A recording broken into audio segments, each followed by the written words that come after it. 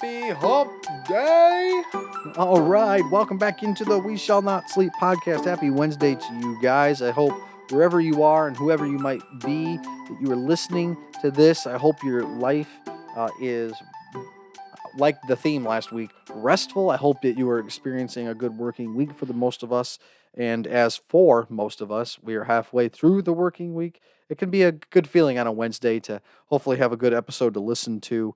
Thank you for bearing with me on this off schedule that we're on. Some of my guests I've had to push back, so just trying to do something different here on these Wednesdays. Just share something, just quick thoughts again with you all, and also just experimenting, maybe trying some new things. And with that, I do want to give a shout out and a big thank you to Annette from the That's What I Thought podcast. Her, alongside her husband, Micah, they host a podcast that just is for genuine conversation about life.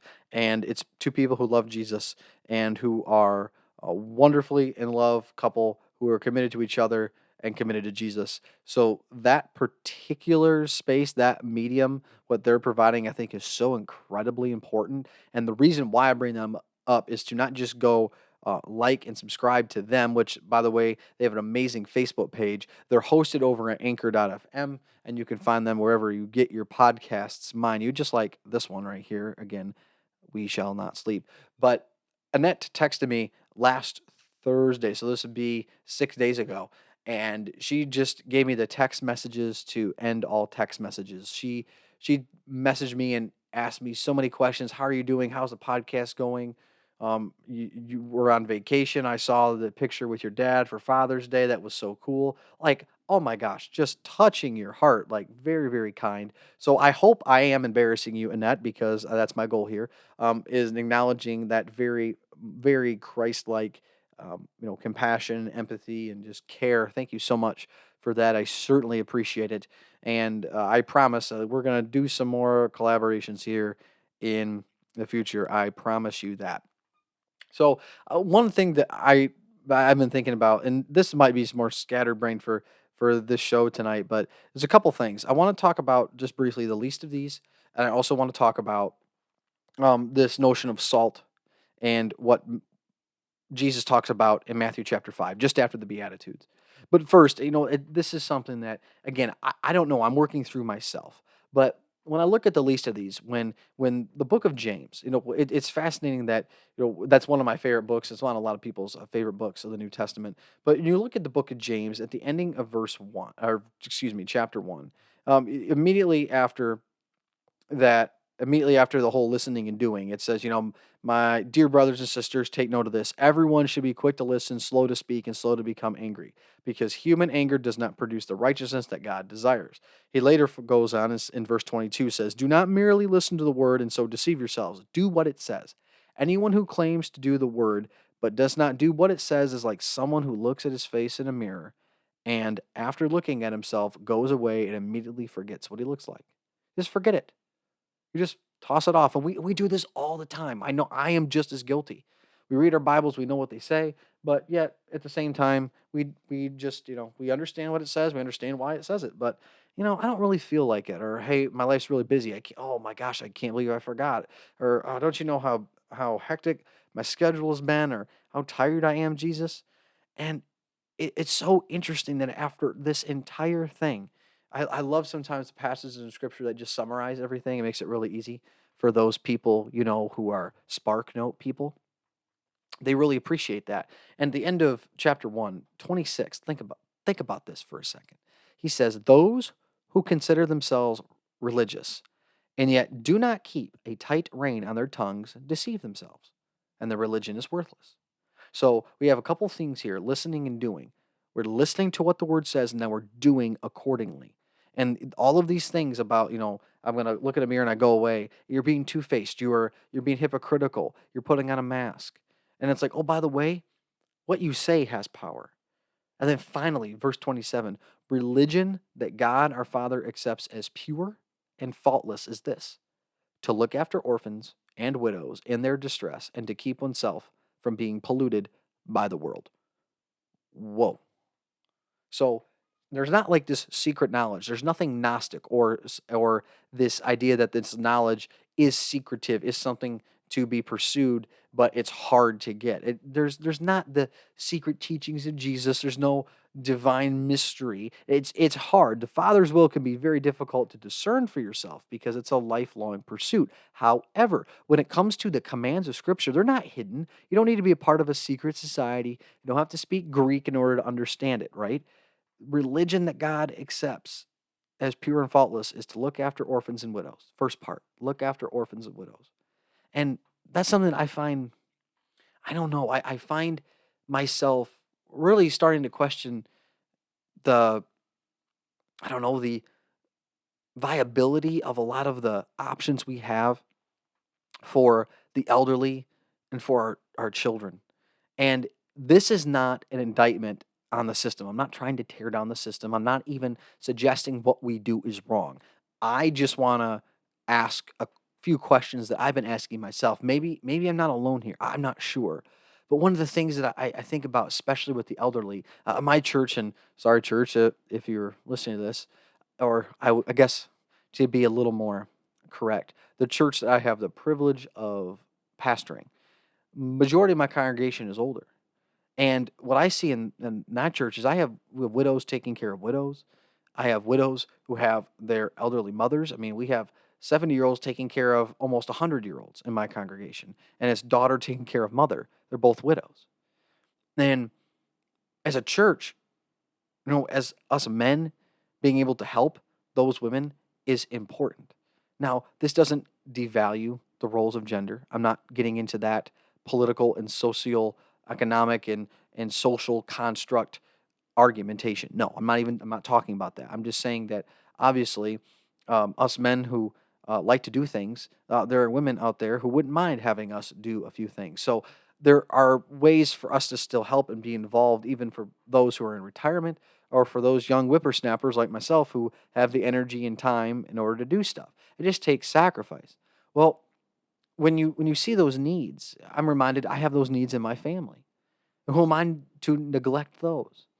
And I don't know, the way our whole society is is I don't know, constructed, um, the way that it's run at the moment, one of the things that I find very saddening is the church's willingness to accept the status quo of the elderly. It's almost as if once they are a burden on us, we stash them away. I mean, look what we did with the mentally ill or the mentally challenged, in the 40s and 50s, mental institutions with lobotomies. I mean, how terrible. I mean, what do you think Judgment Day is going to be like for those people and the people that stood by and watched the injustice transpire?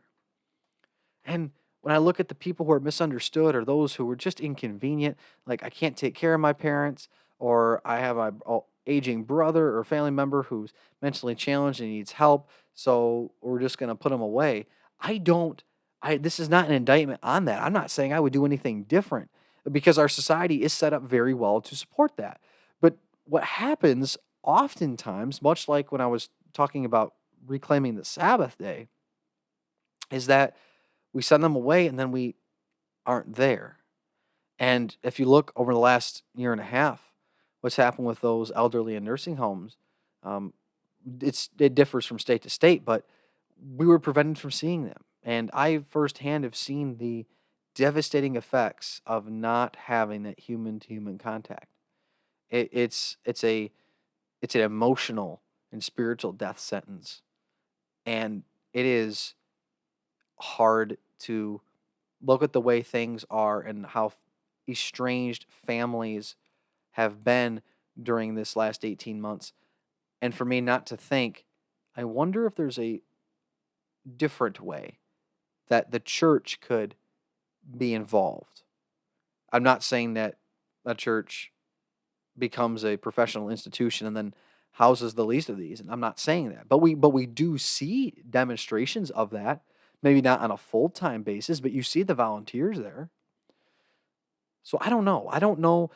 Because I see the reason why I bring this up is because I see so many people in my life, in my life, that do demonstrate that sacrifice. I can't say their name, but one gentleman in particular was adding on to his house so he could take care of his father, his aging father. that I will take that financial burden and that physical burden and we will build because you are going to be here. Now, he has the means to do that. Not everybody has the means. But I'm wondering if, kind of like Acts chapter 2, no one was without need. What if it wasn't a financial issue because the church was able with resources and willing and able to take care of the least of these?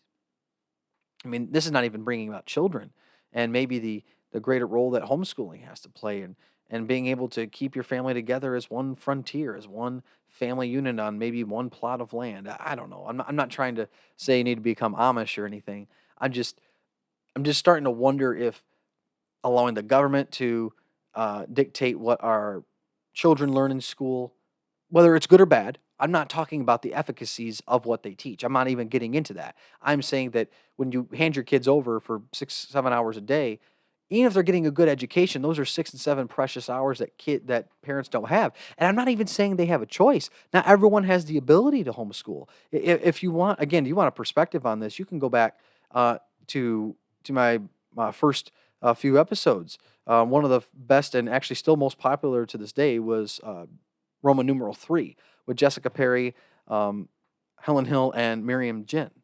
And they were three moms who all homeschool. And they acknowledge the fact that they don't have, they, I mean, well, they have the ability, but they understand that other people don't have that ability. And I guess for me is saying that what are we as parents, what are we doing as, I guess, fully functioning adults that have income that are the decision makers, right? Those type of adults that have people in their lives that they will eventually be responsible for, in that their parents are going to get to those golden years, or they're having children or not yet children. What are we setting ourselves up for? Because I don't know anyone who willingly wants to go to a nursing home, for example. I know the acceptance part, but would you like rather be with your family? Assuming your family's on good terms, would you rather be with your family than be with people whom you can develop great friendships with, who can develop amazing relationships beyond just the friendship part? I get that. I totally do. I'm just wondering if we're in the same boat, would we want that, or would we, if we love or care for our family, would we want to be with them? And and a lot of people, they're sensitive. They don't want to be a burden, right? So it's they don't want to have to, you know, be, I would say, humiliated by having to be toileted and showered and stuff, eventually. Like, I get that. But here's the thing. We are here because of them. We were helpless. We were the least of these, and they took care of us and they raised us. Is it not incumbent upon us to repay that? I'm not sure. I don't know what the answer is. I just know our society is set up in such a way that it's so easy to alleviate the burden and not have to deal with it, because we've talked about reclaiming the Sabbath, how busy you are. Look what your schedule's like Monday through Saturday. If you have kids, if your parents out there listening to this, I mean, if your kids are in sports and school, then you're working because unless you're one of the few who earn enough income by yourself, or you have the ability to have a stay-at-home parent, like that's just not what normal people are going through, right? So when do you have time to go visit your loved one every day, whereas you would be around them every day? So I don't know. I listen. I say this, and you're going to get tired of me saying maybe sorry or I don't know. I am not trying to change the status quo. I'm not even saying that the status quo is wrong. I am just personally starting to wonder if the church, again, the overall church, could play a greater role in these dilemmas, in these things. And if there was help, if there wasn't a matter of financing or time because there was people, wouldn't that make it a much easier decision? I think it would. And in the same way, those who suffer from mental illnesses, degenerative illnesses, I am not, I can't say this because I don't know, but you'd like to think that one of the last things that God would want sometimes is for people to be medicated into oblivion and then sent away and then never be interacted with. Or, well, you're different. So therefore, you must have something wrong. So let's take this drug. And I'm not talking about big pharma. I'm not talking about a conspiracy theory. I'm just thinking, do we stop and pray about those decisions? Certain people, absolutely, they do. I'm just wondering because it's such a thing that you find that you're a little bit different, or you take medication and you do this, or if you really need severe help, you go over here and then they take care of you instead of the parents, instead of mom and dad. I don't know. I don't know. And we're not even talking about demon possession either. It's not like demons have gone away, and we don't even talk about the fact that, you know, what's the quote Kevin Spacey gave in Seven? It goes, "The greatest trick the devil ever pulled was to convince the world he didn't exist." And in our society, angels, demons don't really exist. I mean, we rather talk about Jesus Christ and God than we talk about demons. Talk about Satan, which is clearly in our Bibles, and people were clearly possessed and had phenomenal acts of strength, very very scary things, and multiple demons, multiple you know personalities emerging.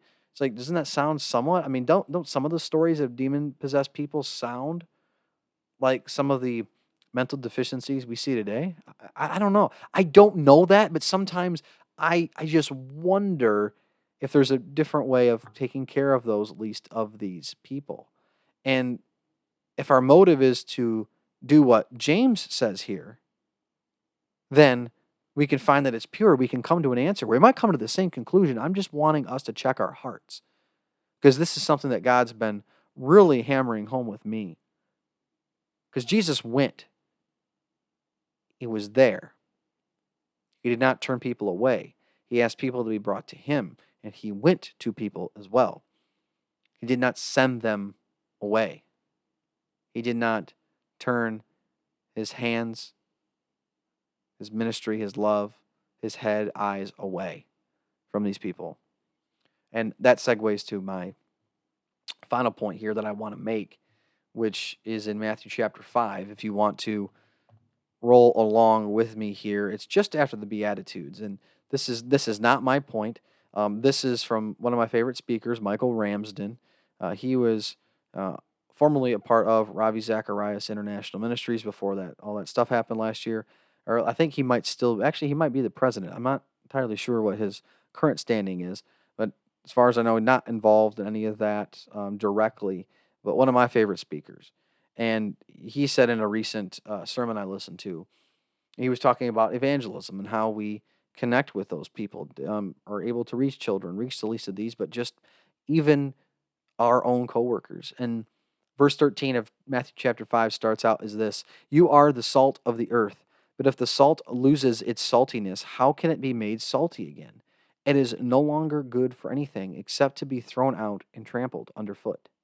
You are the light of the world. A town built on a hill cannot be hidden. Neither do people light a lamp and put it under a bowl. Instead, they put it on its stand, and it gives light to everyone in the house. In the same way, let your light shine before others, that they may see your good deeds and glorify your Father in heaven." Which is amazing. The ending part speaks to motive. It's not for us, it's to glorify Father in heaven. Amen.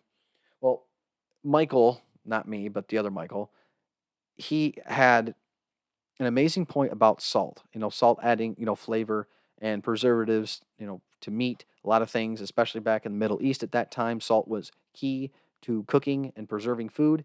That it doesn't matter how close the salt is to the product, it has no effect unless it touches it, unless it's in it. It can be within a millimeter and it'll do no good. In the same way, if we are okay with going 99% there, but don't ask me for personal sacrifice, don't ask me to go outside my comfort zone, then may I suggest to you, we are truly missing the purpose of evangelism and the gospel. And that's with helping the least of these, or it's with your coworkers.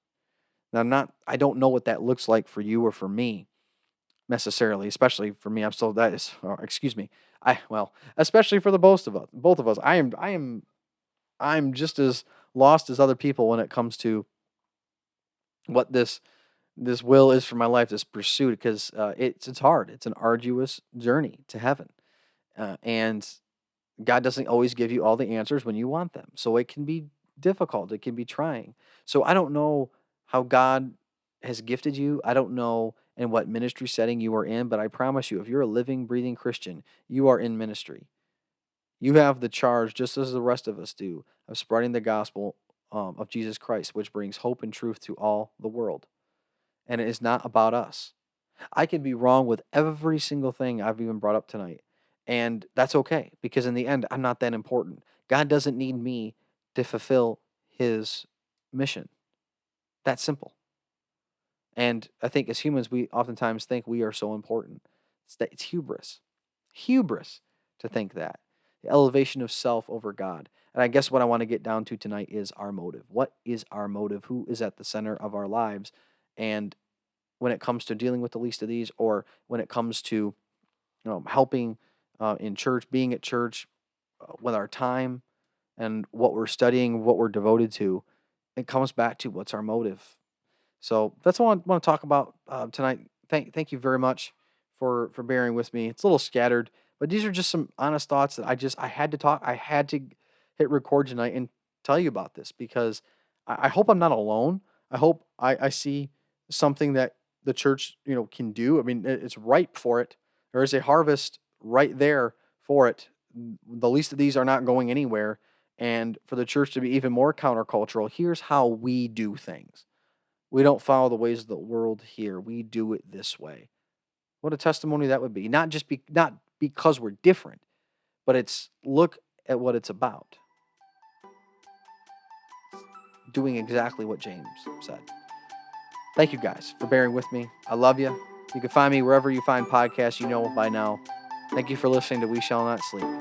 May God bless you, and as always, may God keep you.